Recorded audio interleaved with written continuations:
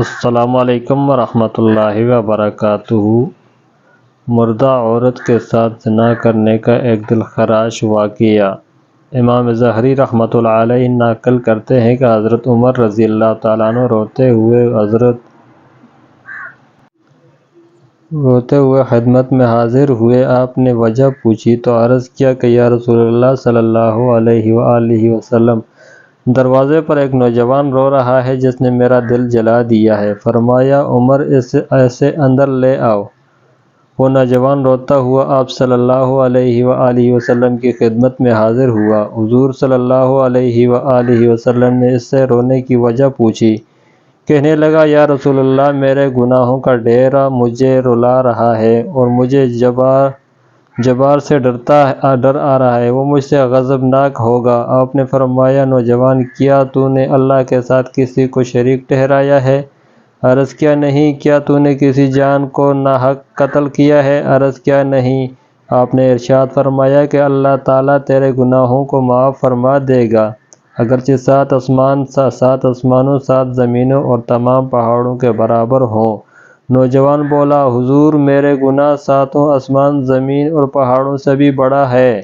آپ نے ارشاد فرمایا، تیرا گناہ بڑا ہے یا اللہ؟ کہنے لگا، میرا گناہ بڑا ہے۔ فرمایا، تیرا گناہ بڑا ہے یا اللہ؟ اس نے کہا، میرا گناہ بڑا ہے۔ ارشاد فرمایا، تیرا گناہ بڑا ہے یا تیرا اللہ؟ کہنے لگا، ہاں البتہ میرا اللہ، اور اس کا رحم بہت بڑا ہے۔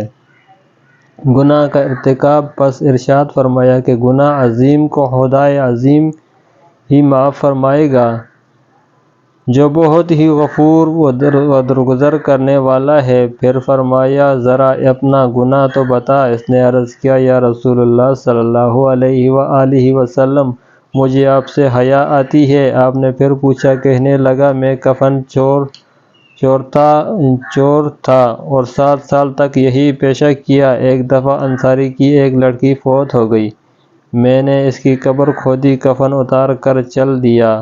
ابھی تھوڑی دور ہی گیا تھا کہ شیطان نے مجھ پر غلبہ پایا اور میں نے لوٹ کر اس سے مزاحمت کر لی۔ ابھی میں قبر سے نکل کر تھوڑی ہی دور گیا تھا کہ دیکھتا ہوں کہ وہ لڑکی کھڑی پکار کر کہتی رہی ہے، اے نوجوان، تجھے قیامت کے دن جزا اور سزا دینے والے سے حیا نہیں آتی؟ جس وقت وہ اپنی کرسی فیصلے کے لیے رکھے گا اور ظالم سے مظلوم کا بدلہ دلوائے گا، تو مرنے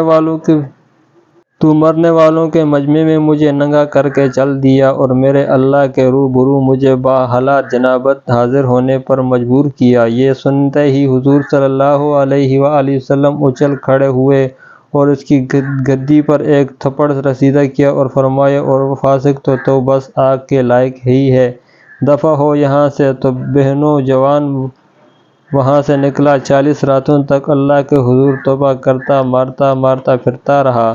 40 راتوں کے بعد آپ آسمان کی طرف سر اٹھا کر کہنے لگا، اے محمد صلی اللہ علیہ وسلم، کہ خدا آدم اور راہواں کے معبود، اگر تجھے میری توبہ منظور ہے تو حضور صلی اللہ علیہ وآلہ وسلم اور آپ کے صحابہ اکرام کو اس کی خبر دے دے، ورنہ پھر آگ بھیج کر مجھے جلا دے اور آخرت کے عذاب سے نجات دے دے۔ اتنے میں جبرائیل علیہ السلام تشریف لائے، سلام کہا اور اللہ تعالیٰ کی طرف سے آپ صلی اللہ علیہ وآلہ وسلم کو سلام پہنچایا۔ جبرائیل علیہ السلام نے کہا کہ اللہ تعالیٰ فرماتے ہیں، کیا مخلوق کو آپ نے پیدا کیا ہے؟ فرمایا، مجھے بھی اور تمام مخلوق کو اس نے پیدا فرمایا ہے۔ عرض کیا، وہ پوچھتے ہیں کہ آپ مخلوق کو رزق دیتے ہیں؟ فرمایا، بلکہ مجھے بھی اور تمام مخلوق کو اللہ تعالیٰ ہی رزق دیتے ہیں۔ عرض کیا، وہ پوچھتے ہیں، کیا بندوں کو توبہ آپ قبول کرتے ہیں؟ فرمایا، بلکہ میری بھی اور تمام بندوں کی توبہ وہی قبول فرماتا ہے۔ پھر کہا کہ اللہ تعالیٰ فرماتا ہے، میں نے اپنے بندے کی توبہ قبول کر لی ہے، آپ بھی اس پر نگہت شفقت فرمائیں۔ حضور صلی اللہ علیہ وآلہ وسلم نے اس نوجوان کو بلا کر اس سے توبہ قبول ہونے کی بشارت سنائی۔ تو اس واقعے سے ہمیں یہ سبق ملتا ہے کہ عقل مند آدمی کو اس سے سبق لینا چاہیے اور جاننا چاہیے کہ زندے کے ساتھ زنا کرنا مردے کے ساتھ زنا کرنے سے زیادہ بڑا گناہ ہے۔ اس کی معافی کے لیے حقیقی اور سچی توبہ کرنی چاہیے۔ تو دیکھیے، جب سچی توبہ پیش کی تو اللہ تعالیٰ نے اسے معاف فرما دیا، اور یہ بھی ضروری ہے کہ جس حیثیت کا گناہ